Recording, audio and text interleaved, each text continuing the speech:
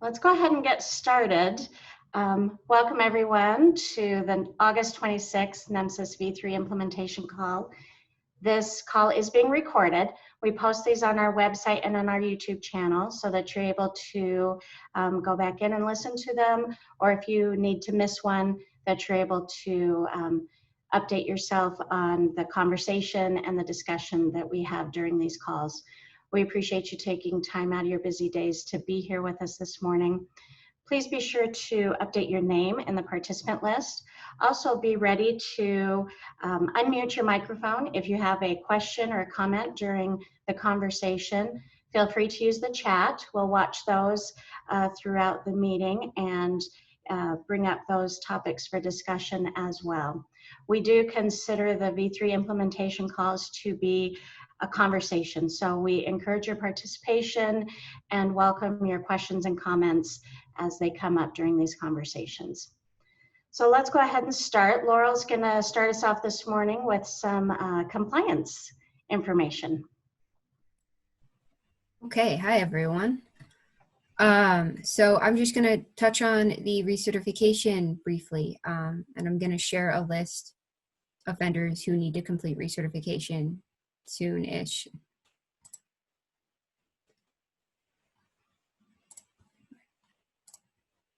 Okay, so here's a list by software company, compliance level, and then when the recertification is due.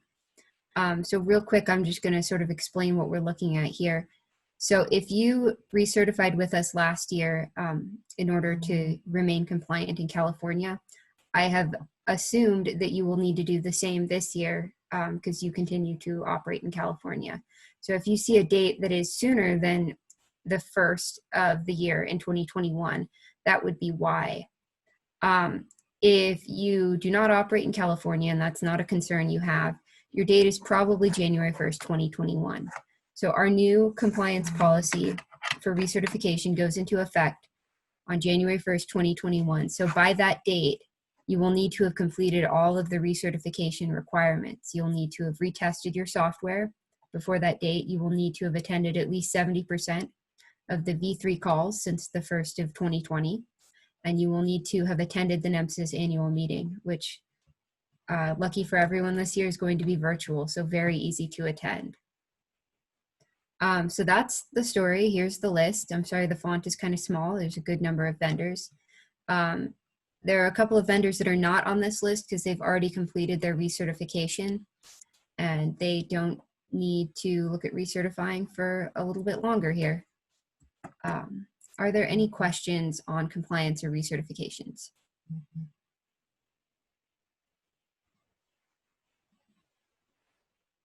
Awesome. I love no questions. Well, if you have any questions or you need any assistance, please feel free to send me an email and I will do what I can to answer your question or get you sorted out.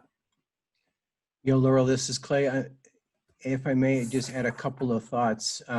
As folks can see, there's a lot of software vendors here, and having a deadline date of January 1, 2021 is difficult, right? Just because of the holiday season. So if you'd be so kind as to try to, as soon as possible, begin this process. We've tried to make this recertification process more efficient and easier to complete. So if you'd attempt to do this earlier rather than later, that will help Laurel to have a good holiday season.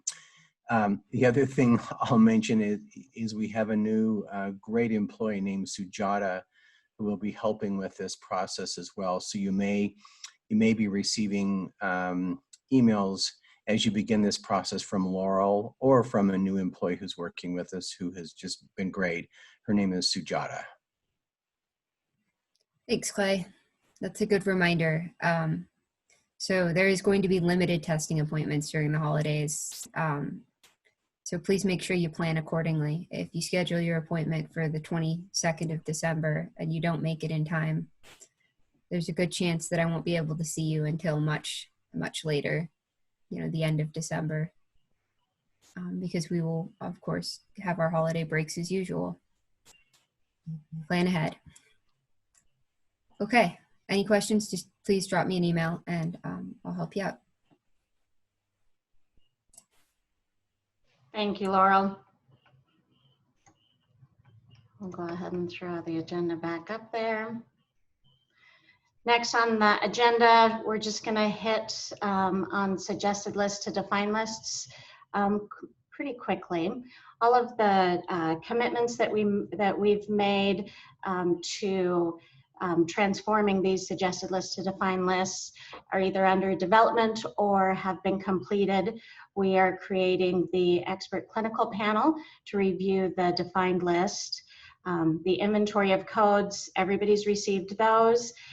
You can find all of these documents either in the Google group or on our website. We've provided the description of methodology used to update the defined lists.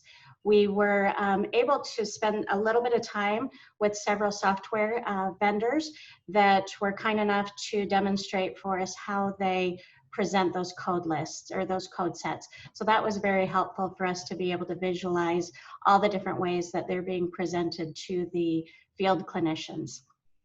And then we have the PowerPoint presentation also that gives you some of the history and the testing measures that we went through to define those lists. If you have any questions on those, we're happy to still take them. We've had some great feedback. Several of our stakeholders have sent us questions and ideas and given us some good comments on the suggested list. So we really appreciate that input from you. Are there any additional questions on the suggested to defined lists that you guys would like to address today?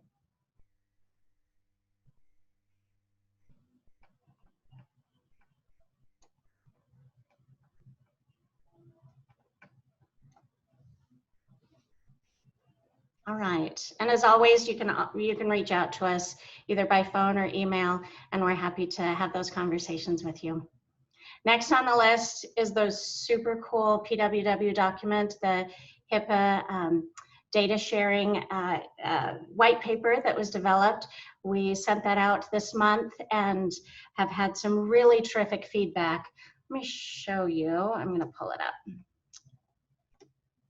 Okay, so this is available at our website. It's been sent through the Google group. It's been sent through the DMC data managers listserv. You are welcome to use this. Link it to your sites, share it with your agencies, your facilities.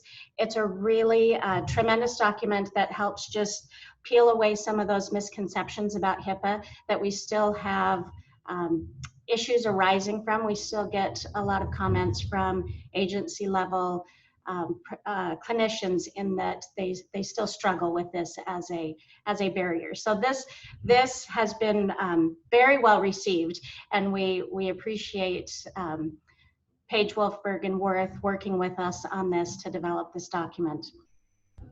It is available on the website. I'm going to show you where, just so you have it. So if you go to NEMSIS 101, which Chris Hoffman in just a little bit is going to show you this whole page because it's pretty cool. And then down here, bidirectional data exchange, we've got that link right there. And that'll take you to the document. You're welcome to print it, share it, save it, however you can best utilize this document. You are welcome to it. We are working with Paige, Wolfberg, and Worth on 2 additional documents. Let me pull up the agenda for that. So 2 additional documents that are in process right now is an updated legal or a legal opinion on HIPAA and bidirectional data. This is an attorney to attorney type legal opinion that will help pave that way in those discussions to be able to bring HIPAA out of that discussion in why it's so important to share the data between the field and hospitals and other facilities. The second item that is still under development is a legal letter for the NEMSIS website restating how HIPAA approval to release state EMS agency data to NEMSIS is allowable. And this is just an update to the 2006 letter that was produced and would update any changes to HIPAA to describe that ability to release state data to NEMSIS. So those are the two things that are in process right now that are being worked on. Are there any questions, any feedback on that white paper? Have you been able to use it? We'd love any feedback or suggestions, comments on how to make these documents most valuable for you.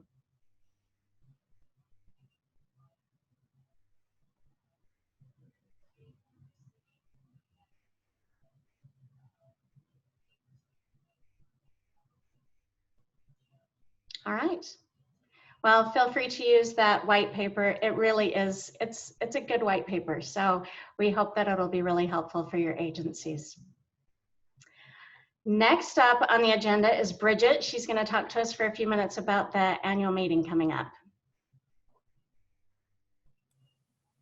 Good morning, you guys. Thanks so much for joining us. Just to go over a little bit, I want to just go over your registrations for the annual meeting. Let's get those in as soon as you can. I know we have a little bit of time, but we want to make sure that everybody that's coming is going to be there and we can make sure that we're ready to go. We've had a lot of people register already, so I'm super excited. When you're on the website, jump on here on this little dashboard, come on in, do your registration. If you go down to the bottom, it'll give you this option to register for the national meeting or the annual meeting. Go on in that, just put your information in, name, email, address, vendor, software, federal or other, and then that will come on over to me. That way, make sure we have those email addresses especially. That way, when we send out stuff and we can get you guys your surveys and evaluations and any additional documentation, that way we have those coming out to you guys and you guys are completely prepared for what we're going to be doing. Do you guys have any questions as far as the meeting itself? Anything that I can help you guys with right now?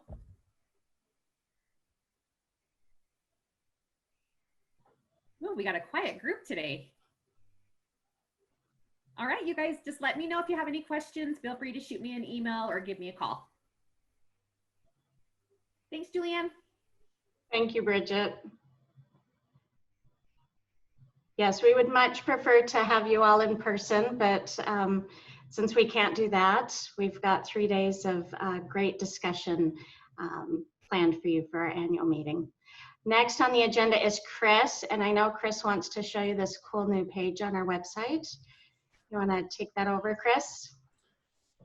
Absolutely. Share. Okay, can everybody see the NEMSIS main page? Yep. Awesome. So yes, you got a little preview here, but previously in the talk today, but we are announcing the creation of the NEMSIS 101 page on the website. So let's get there and then I'll give you a little bit of a tour. So if you go from the main NEMSIS website and then click on or mouse over using EMS data and then click on NEMSIS 101. Here at NEMSIS, we've been taking the advice of trying to flatten the curve during COVID-19. And so we've created this page to flatten the learning curve for NEMSIS. And I can hear all of the groans, even though you guys are all muted. But now you'll remember it's there. You won't forget that the NEMSIS website is there. So NEMSIS 101 is a place where we have documents, videos, charts, and other things to help people get on board with how NEMSIS works and what it's about. So at the very beginning here, if you just need a quick overview for a new employee or someone who is, or you're a new data manager, or you're a longtime data manager that just wants to go back over the fundamentals, never a bad thing, you can go to the NEMSIS 101 page. There is this introduction video that we produced that gives a broad overview of how NEMSIS data works. We're very proud of it. Take a look at it. Those of you who were a part of the boot camp yesterday got a chance to see this during the break. And this is on YouTube, so feel free to share it with anybody who's interested about NEMSIS and how it works. Then we have sections on meeting the data standard, data consistency, state-specific tools. Everything on the page here has a header and an explanation paragraph as to what's part of that section, and a sentence to talk about what document or what link you're being brought to. This is a early stage version of this. We wanted to get this information out as quickly as possible to you, but we are going to be constantly improving this site with more resources and different layouts, ways to make this a little bit easier, more digestible and whatnot for people who are learning this for the first time. So keep this site in mind when you are looking for new information or sharing things out. At this point, if there is anything that you have off the top of your head or that you would like to see on this site, I'd love to open it up right now and get any suggestions.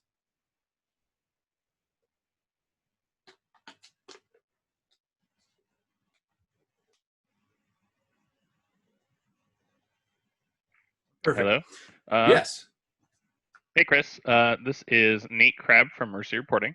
Hello, I'm Nate. one of the devs on the team, and I'm wondering what, do we have some idea of, like, if I was going to bring on a new developer who's never worked with EMS data before, like, does it have, like, where the spec is and what understanding, how we're expected to export the data and stuff like that? At this point, I am not 100% sure. Julianne, if you could jump in here. I don't think that there is all of the technical documents in here, but that is certainly something we could add. We haven't put that on there yet, Nate, and that's a really great idea. Yeah. To have a section specific to a new developer. I like that idea. That would be really helpful. Yeah. Cool. Thank you for the suggestion. Yeah, absolutely. Can I jump in here real quick? This is Yeah. Laurel. Yeah, so Nate, for your new developer, what I would recommend is sending them to different sections in the technical resources area. So Chris, if you just want to mouse over technical resources without clicking on anything, I would say the most important things here are going to be data dictionary and XSDs, like you mentioned, and then probably schematron and web services. And that's sort of the core of NEMSIS technical stuff. So up until now, we've kind of kept the technical resources separate because we don't want to overwhelm the non-technical folk with XSDs. If that makes sense. Gotcha. That does make sense. Yeah. So one of the things that I've found is sometimes we have to work with our product owners or other non-technical folks to say, like, yeah, like we do need some work on it to meet this part of the spec, or in explaining some of those. So some kind of overview of, like, here's how the nodes work. Like, if you're feeling adventurous, here's how the nodes work. Here's how the attributes work. Stuff like that. It's an idea. I'm glad we have the technical resources. I will be using that for my new guys. Yeah. Thank you. Perfect. Thank you. This is Thanks, Josh. Nate. Just That's thinking great about- feedback. Just thinking about Nate's comments. Yeah, maybe something about what the data dictionary is and how it, how it works or whatever, and then with a link to the data dictionary. I think that'd probably be helpful even for, a non-developer type of audience, like a state data manager, or even someone in an EMS agency. It's probably helpful for them to know about the data dictionary. Yeah, good point. Yeah, that's great feedback, Josh. Thank you. Awesome. Any other suggestions?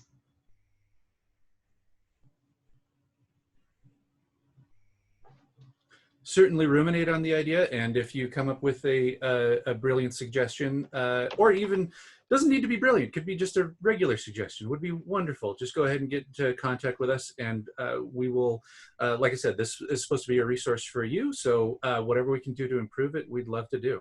Other than that, I'll go ahead and turn the time back over to Julianne. Thanks, Chris, and thanks for your feedback on this. This page is a work in progress, and we want to be able to lead people to the tools that already exist and develop tools that will be helpful to them as they learn NEMSIS, as they learn the process and the data standard, and we want to make that support easy for you to access. So any feedback and suggestions are Very welcome. Thank you. All right, I think next on our list is Clay's going to talk to us for a few minutes about the EMS resource reporting tool. All right, fantastic. Let me share my screen here. All right, folks, thanks very much for joining the call today. Hey, I'll just briefly mention to folks that we did have our traditional boot camp yesterday. As was mentioned, it was well received. Lots of newer folks to NEMSIS was attended that meeting.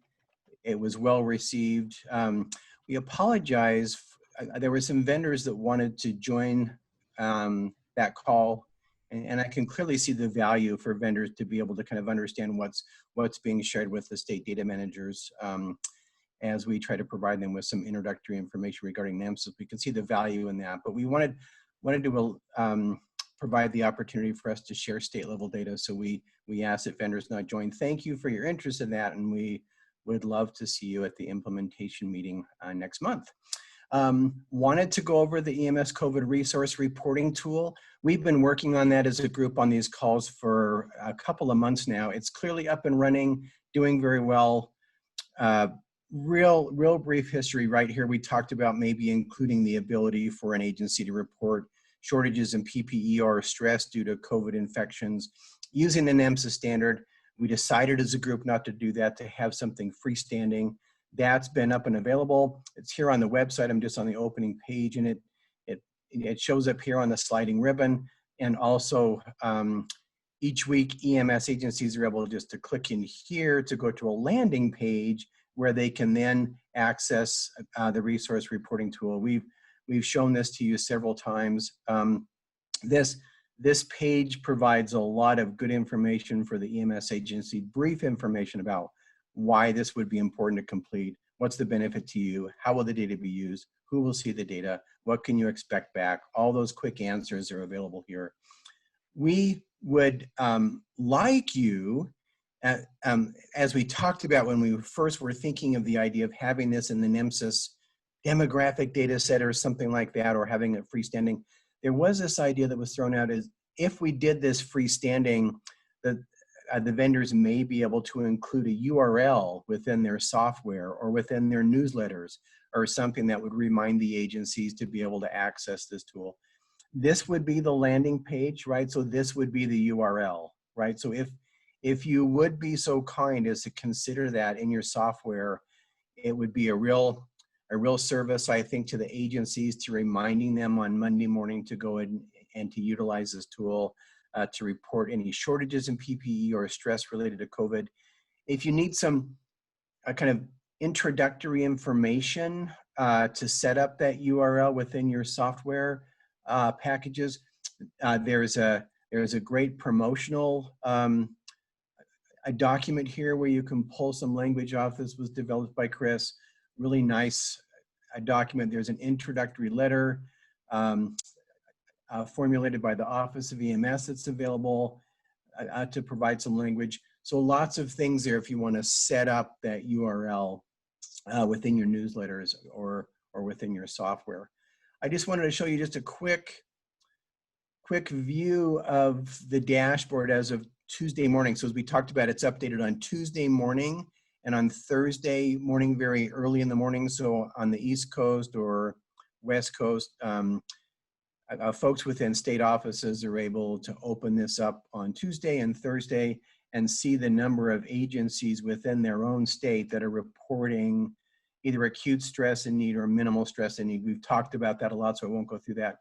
I have this blue box here that's just hiding the identity of the agencies that have utilized this tool this week, but there's about 165, 66 agencies across the country that are expressing acute stressor need or minimal stressor needs. So in all of these states that you can see here. So clearly it's being utilized, and the states have shown great interest in using this tool. And so it may be a nice addition for you to be able to provide to your customers at the at the field level. So I'll stop there. Eric, I'll put you on the spot a little bit. Did you have any other comments you wanted to share about this tool? I guess the most important one, Clay, is to say that I just, and you looked at it as well this morning, approved the first slide to go to the FEMA HHS weekly brief that has had EMS data specifically related to PPE collection since the beginning of this COVID response. And it's based on the data that's being put into this system. So while it's nowhere near the number of participants that we want, leadership in the Healthcare Resilience Task Force at the HHS level, all the way through O&M and the White House will see data from this. So the only thing that we have as a barrier to success at this point is getting people to actually fill it out. So anything you can do to help us with that would be greatly appreciated. Thank you. Yeah, thank you, Eric. Any additional questions regarding the tool?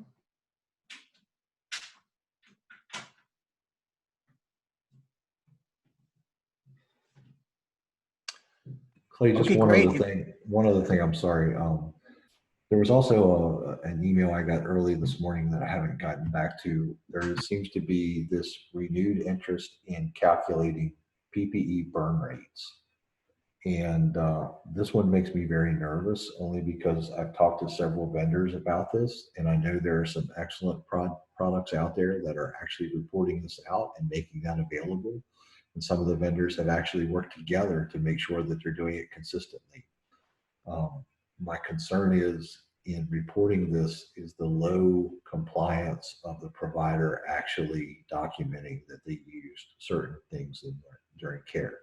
I mean, I have to assume that EMS personnel who are seeing a patient in respiratory distress right now are using some sort of N95 mask or an equivalent mask, whatever their local protocol is, but we're seeing a lot of that's not being documented.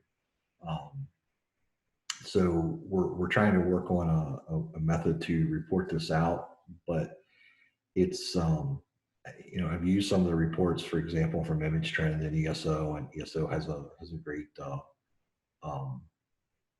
online system where you can go look at the actual graph of, and it's, you know, I'm not saying no one else has the same thing. I'm just calling them out because that was one of the first ones I looked at. But the number of compliant reports really scares me. So there's going to be more discussion on that, not necessarily for the vendors to take any action, but for the services and personnel. I just wanted to make you aware of that so that if you hear it from your agencies in your systems, then you'll know where it's coming from.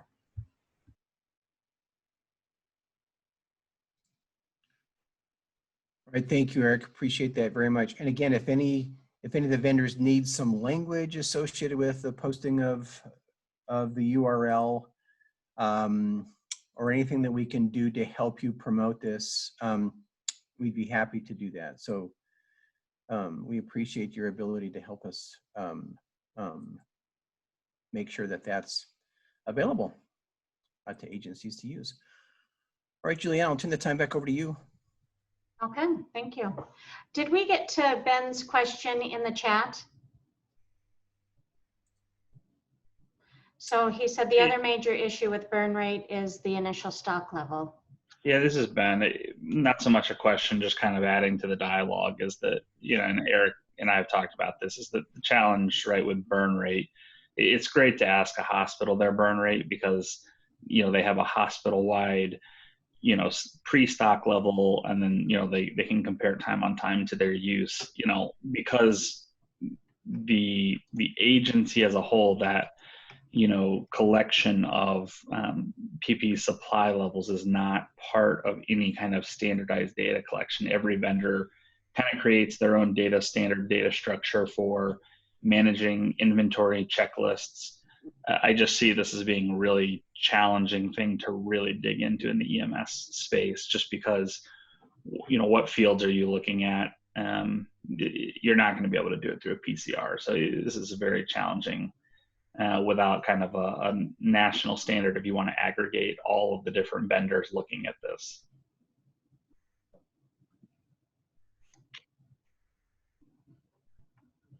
Eric, I think you're talking. But not sorry, I'm sorry. We hit it twice. We've done everything we can possibly do to avoid getting into inventories and so on and so forth. It's so resource intense, even at like a county level or state level, especially, or even higher. So you're right. It has many challenges, and that's why we've been reluctant to go down this road and try to capture those data elements. I think we've leaned more towards reporting for EMS patients who meet a certain criteria, or when a state or county or municipality says every patient in our area, because we're a hot spot, is going to be treated as if they're COVID positive and they're going to get gloves, gowns, and masks, trying to calculate a per patient encounter sort of a package to say that for the number of for every patient encounter, we're going to burn 2 masks, 2 sets of gloves, or whatever, and then calculate it based on that. And you have to remember, when these things are reported out, the national data that you see may or may not be as complete as it looks when it goes out. So I would tell you that for anyone using NEMSIS data and any of the reporting that I've seen for the EMS agencies, never be embarrassed about your data. And I'll leave it at that.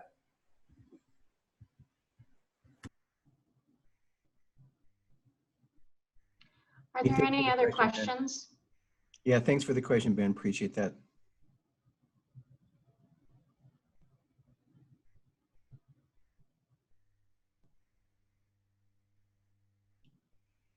Okay.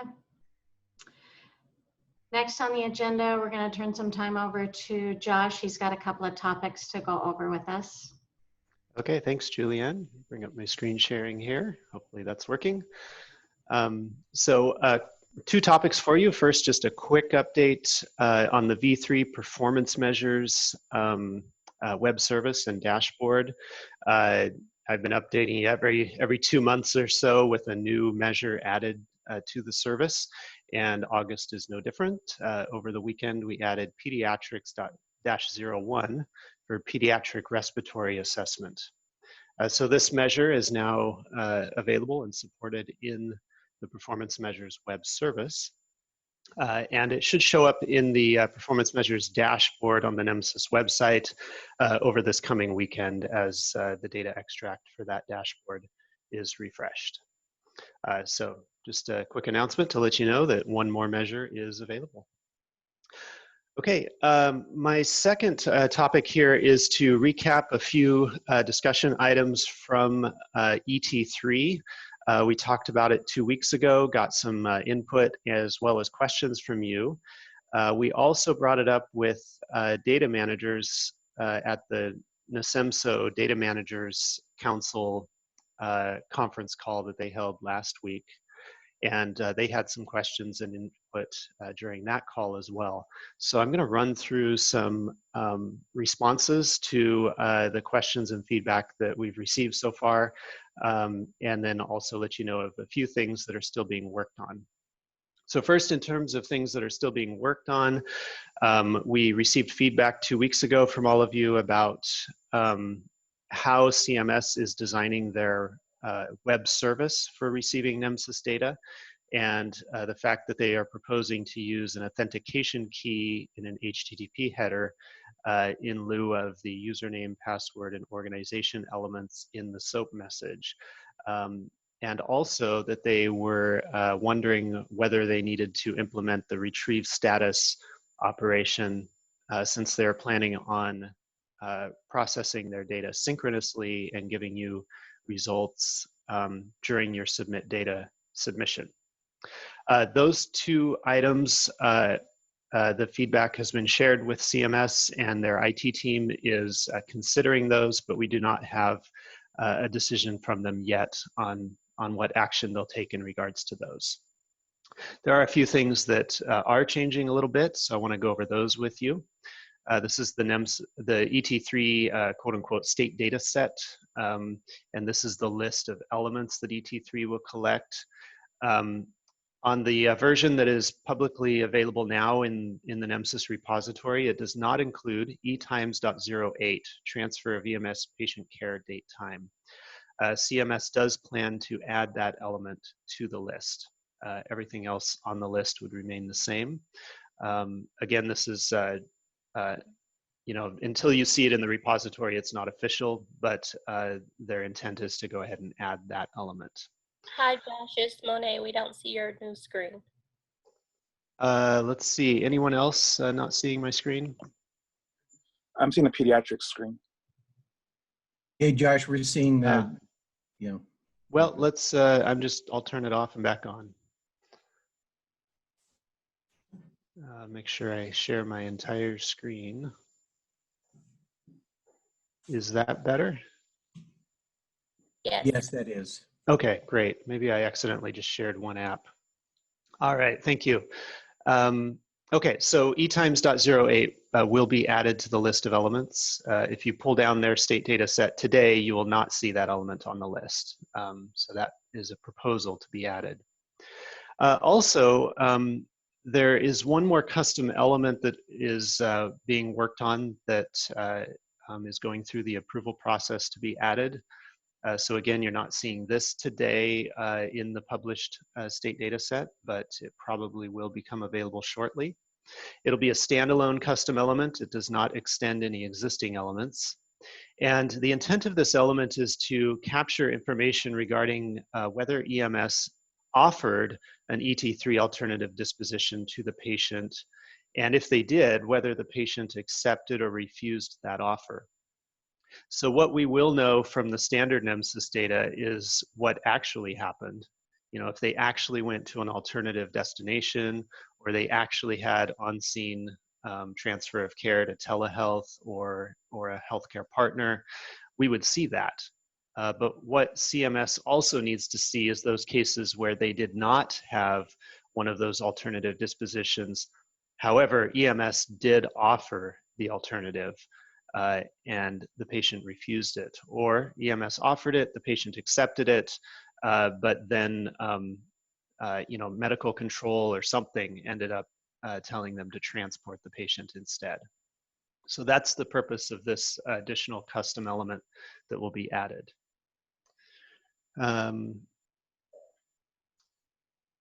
Okay, along with this one, one question that the CMS team had that they wanted us to ask you today. You know, they spent some time kind of crafting this definition for this custom element.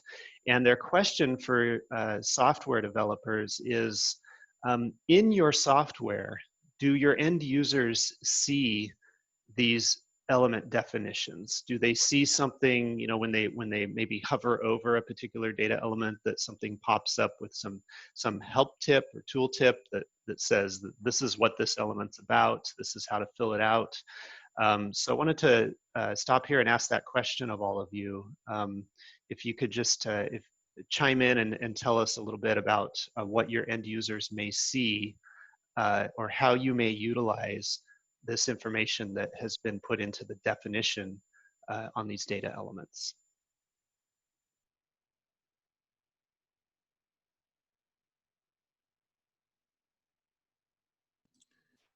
It looks like Adam from EMS Charts indicated that yes, they do see the definitions. Great. Hi, this is Samantha with ESO. We would not be showing the definitions, but we would craft it in such a way that it would make it very easy for the provider to understand what the intent of the element is. Okay, so Samantha, for example, they have this second sentence here. If the patient refused one alternative, but then they ended up accepting another, then go ahead and say that they accepted. And that's to cover these scenarios where maybe they refused telehealth, but they did accept, and so EMS said, okay, no telehealth, even though we offered it. How about if we take you to a clinic instead of the hospital? And they said, okay, yeah, that's okay with me. So Is that the kind of thing where you would be trying to sort of embed that in the title of the data element or in the options? That would be something that, I mean, there'd be a lot of different ways we could go about it. I mean, since this is my first time to see it, I couldn't really give you some ideas on how we would tackle it, but that is our general approach to these kind of things. Instead of displaying a 2-sentence definition that is not necessarily going to give them the intent all the time, we would want to make it more obvious to them. Okay, yeah, I was just curious how you may go about doing that, but you're right, this is the first time you've seen this.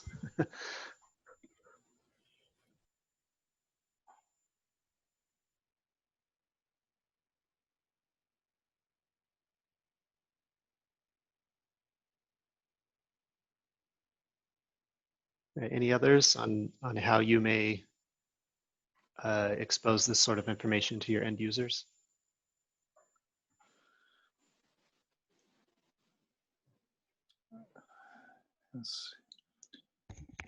Yeah, so the ET for alternative dispositions, there's a defined list of those, correct? So telehealth clinics.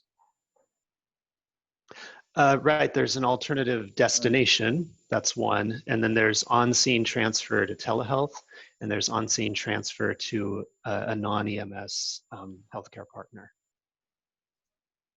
Okay, and so indicating whether these were, each of those was offered or accepted, I think is clearer than, well, I'm not sure if we're talking about the actual words on the screen right now, but when you go to the very high level and try to use terminology that covers everything, that can make it less clear. I think that's the case in this, for this element. Yeah, we discussed that with the ET3 team, and the challenge on the flip side there was that since there are 3 different kinds of alternatives, when you multiply that by whether each was offered or not, and then whether each was accepted or not, you kind of get, 3 times 2 times 2, you get a fairly large list. Let's see. Yeah, David, So, this is yep. Go ahead. Oh, yeah, David, I was just going to say it's hard to kind of think through this in your head without seeing the additions that were made to e-disposition 12 and e-disposition 21 that we talked about on the last few calls. But yeah, I kind of see where you're going with your thought process. Right. So if it was accepted, then that's the disposition, correct? Right. Or so I don't think you need the double thing that you're talking about. If you say you have a multi-select enumeration where none offered and then the other 3 choices, and I'm sorry if this is not the time to be talking about the specifics of this item specifically, but that kind of occurred to me strongly. No, that's good. Good comment, and it has to do with actually the next point, which was a question that came up on the last call, or with the data managers. Someone asked, "What about a scenario where there was a telehealth or on-scene transfer, but then that was followed by a transport?" So, say for example, they accepted a telehealth alternative, and the telehealth provider, upon seeing the patient said, "You know what, go ahead and transport this patient." So this element would allow collecting the idea or the fact that an alternative was offered and was accepted by the patient, even though the final disposition was just a standard EMS transport. I think that's very muddy to analyze when you're not sure what the alternative that was offered was. Yeah, and CMS didn't seem to be concerned about knowing which alternative was offered. We did ask them about that. Okay. Yeah, David, this is Clay. I can confirm that we did kind of walk through this with them as we talked about the matrix that would be required to kind of ensure that every possible combination of accepted or refused would be covered. They kind of backed off needing that kind of that kind of detail to determine the success of the project. So gosh, yeah, we went back and forth on that for quite a while. And they did Okay. say that they thought that that sort of detail would be important for a local agency to collect for their own purposes, you know, for their own QA work.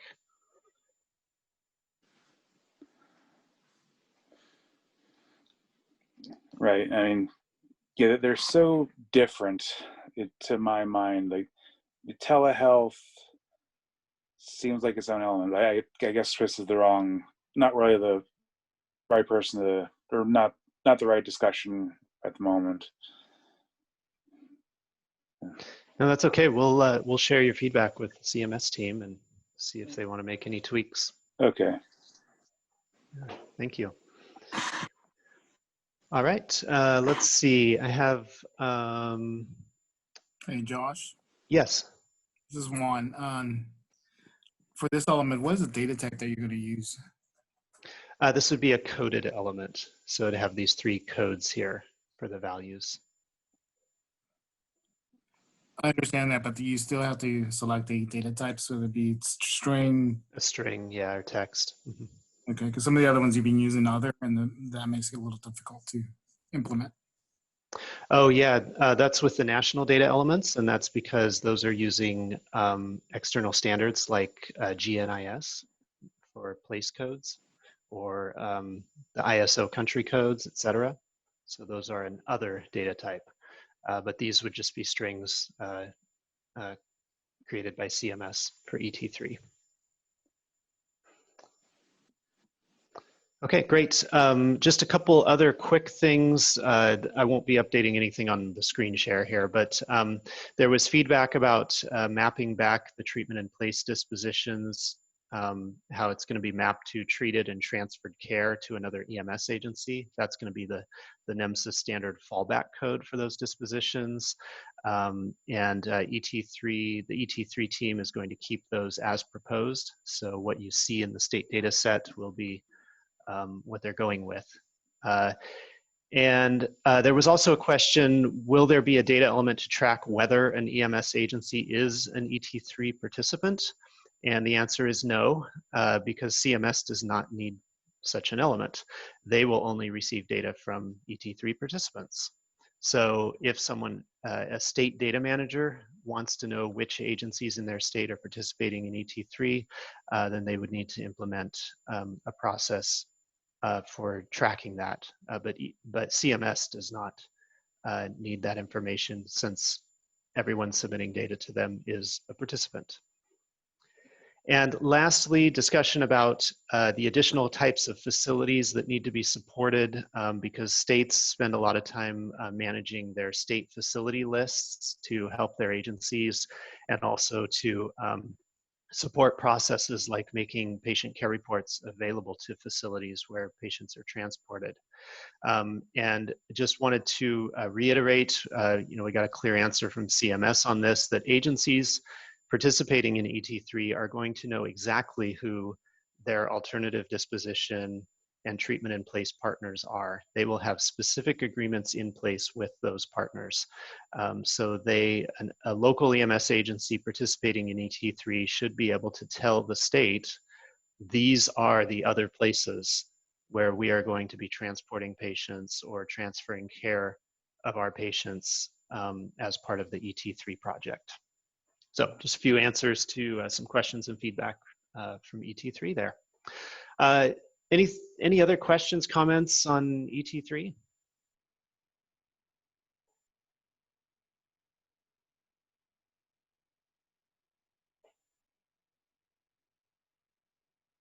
Okay, great. Thanks, everyone. We appreciate the ongoing feedback that we've been receiving as we help the CMS team to design a process that hopefully fits well with your existing workflows. Let's see, there's a question from Amber. Is there a process for the agencies to inform the state of these things? There's no formal process that I know of. I don't know if the ET3 participation agreement requires the agencies to inform their state that they're participating, or to inform their state who they're going to be transporting to. But because data is flowing between an agency system and a state system, it is important that that communication happens. So it might be something, maybe Clay, we could just kind of put that on the list for when the ET3 team designs their guidance documentation, that they could put something in there, that encourages agencies to talk to their state. Yeah, Their good state comment. EMS office, I should say. Yeah, great comment. Thanks, Amber. We'll bring that up to the CMS team. That's a great idea. Okay, Julianne, back to you. Okay, thank you, Josh. Any other questions for Josh while we let Eric prep for whatever he's going to share with us? All right, so next up on the agenda is Eric. So, I'm not looking at the actual agenda. Is there a specific agenda item on the list? There isn't, just anything from the Office of EMS that you want to bring up today. It's just the standing agenda item for today. Cool. So, a couple things. One is you are going to be hearing an increased amount of information regarding telehealth and telehealth programs. There is in the second and third wave of monies that's about to be released, specifically related to telehealth. I think there's going to be, I know there's going to be in at least one of those language that indicates medical centers, especially in rural areas, should be given priority if they're participants in ET3 models. Even though we know ET3 isn't rolling out, remember this money isn't going to hit and be effective tomorrow. It takes a little while for all this to get built up. And a lot of this money is geared towards infrastructure. So you're going to see that. Rest assured, I know Clay and Josh gave you the update on where we are in trying to maintain the NEMSIS data standard within the ET3 participants and not recreate the wheel and have CMS create a completely separate data set or something. So that process is going to keep going. If you have questions when you see those things, by all means, please let me know. We're going to be talking a lot more about reporting. I have 3.5 pages from two of the data committees two of the COVID committees who have met specifically to talk about data. One with an EMS background, one without an EMS background. A lot of emphasis on surveillance, getting local data, getting county data. I've talked with Dr. Kramer several times about this, and there's going to be a lot more information soon on how we can best utilize the things that we're not now, which is basically the reporting process at the local level and surveillance reporting. So stand by for more information on that one as well. It'll be COVID oriented because that's what's spurring the conversation, but it will not be COVID limited. And then I know we've talked about the two groups, the internal, external subject matter expert groups that we are trying to put together, which we've identified, but we haven't met for the NEMSIS system, NEMSIS TAC and NHTSA's office. I would expect that you're going to see that group come together for the first time, probably in the next 30 to 40 days. I don't have anything else for the group other than to say I appreciate comments and concerns being sent to me. If you have suggestions for making this entire system better at the big picture level, I know a couple of you have asked for meetings. We've met with you to discuss some different things. I welcome all of those. I really do. I am looking for ways to improve the process, especially the reporting process. And I'm looking for some real guidance on what we should be doing in the future. And I'm looking a year or two out. We have in the government, we've budgeted for 21. We're in a process for budgeting for 22 and 23 now. So basically I'm predicting what NEMSIS is going to look like and do in 2022 and 23.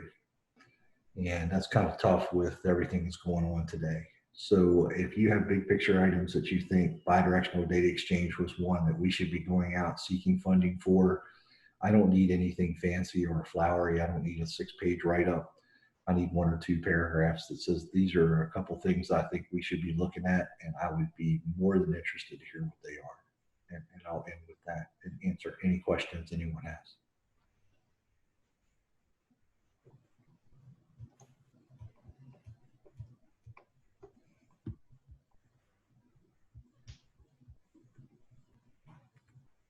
Thanks, Julianne. Thanks, Eric. All right, are there any issues for open forum that anyone would like to bring forward? Any questions or comments while you've got the group all together?